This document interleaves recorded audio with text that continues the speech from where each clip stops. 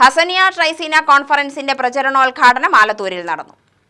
ജാമിയ ഹസനിയ 30ാം വാർഷിക സാമൂഹികോത്കർഷത്തിന്റെ അഭിമാന ദശകങ്ങൾ എന്ന പ്രമേയത്തിൽ ജനുവരി 24, 25, 26 തീയതികളിൽ ഹസനിയ ട്രൈസീന കോൺഫറൻസ് നടക്കും.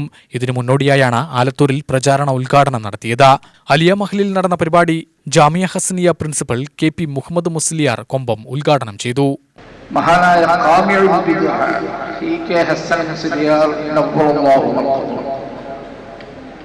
കേരളത്തെ പുളകം കൊള്ളിച്ച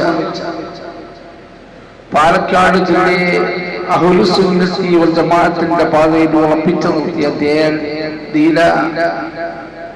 ദേശാഭിമാനി മുസ്ലിം ഉമ്മത്തിന്റെ പടനായകൻ അദ്ദേഹത്തിന്റെ നാമധേയത്തിലാണ് ഹസനിയ പ്രവർത്തിച്ചുകൊണ്ടിരിക്കുന്നത്.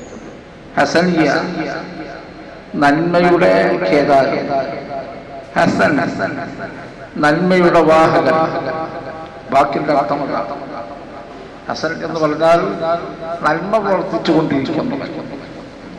ഹസനിയ എന്നാൽ നന്മയുടെ സ്ഥാപനം, അതിന്റെ ഖേദാരം.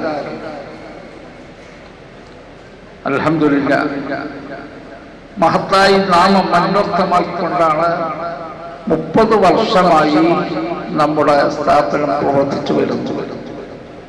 സ്വാഗത സംഘം വൈസ് ചെയർമാൻ സയ്യിദ് KS തങ്ങൾ അധ്യക്ഷനായി.